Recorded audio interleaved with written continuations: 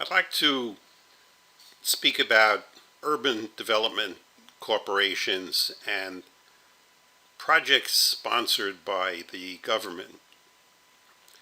I must admit I was always rather suspicious of these, very skeptical about who benefits from these public-private sector projects.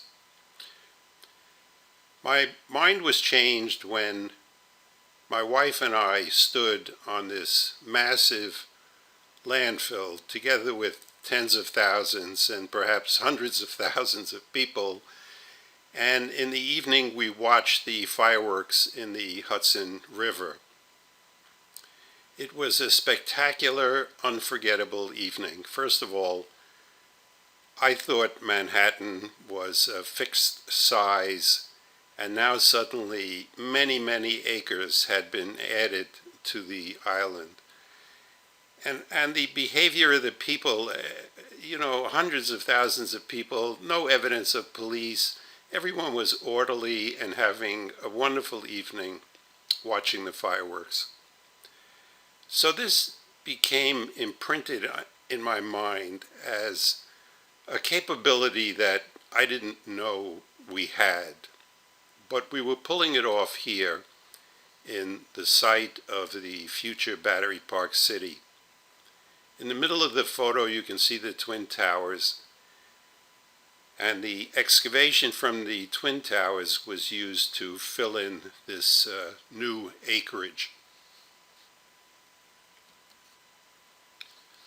I actually lived in Battery Park City for a short period of time, and people told me, how can you live down there? It's so isolated. It's so cut off from the rest of Manhattan. It has nothing to offer you. Why do you want to live down there? And I thought to myself, isolated? Cut off from the rest of Manhattan?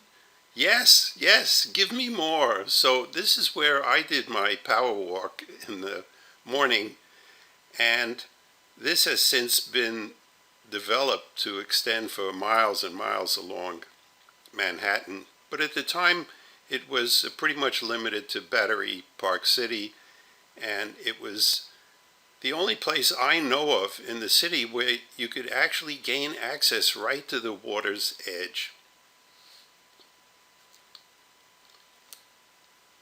And when you finished your power walk, you could always stop for a coffee.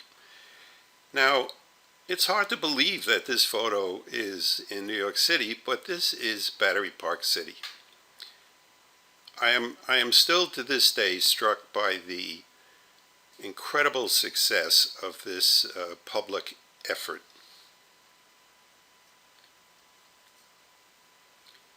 And this is an evening shot of Battery Park City, and in the distant background, the Verrazano Bridge, which I was lucky enough to work on right after school.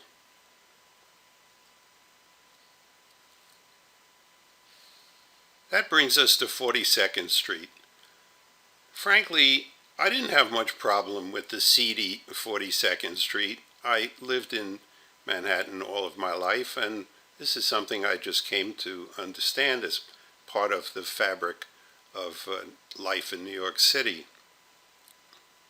This is another public development project which succeeded in getting rid of all the porno on 42nd Street. This is very close to my heart because I played a leadership role in this and actually was the president of a public development corporation engaged in this effort.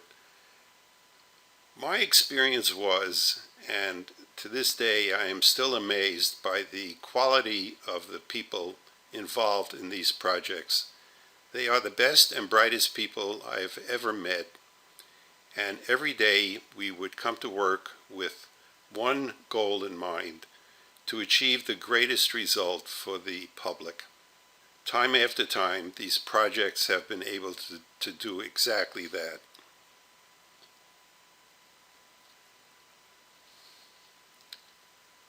And here's 42nd Street now. Many of the old theaters have been restored, and many new businesses are thriving on the street.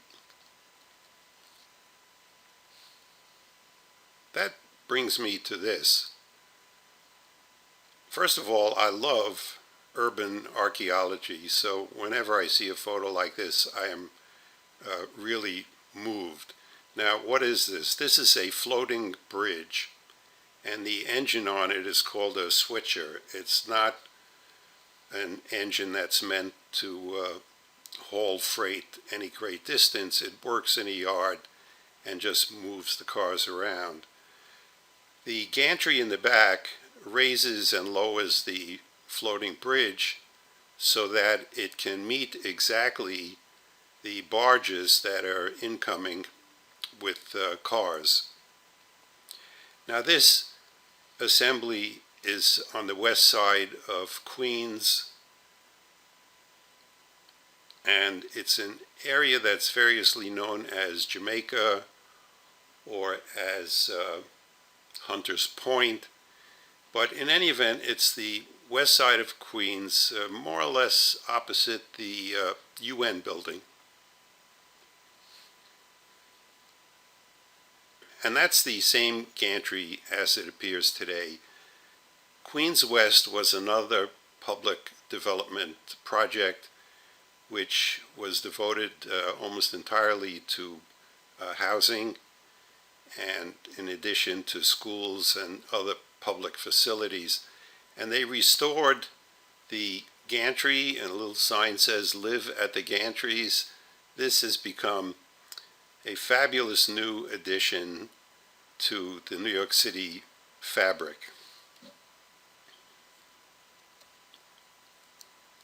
This was another iconic sign that existed on the East River, and it's been salvaged and restored and now has a permanent place. And you'll see this sign during the class. Occasionally there's a little view of it, so I just wanted to give you some background. There's the restored gantry, and the building just behind it is the building we will be examining in this class. It's a good example of a high-rise building constructed using a concrete frame, and you'll see just how quickly a building like that can go up. So at this point, let's get into the material of the class.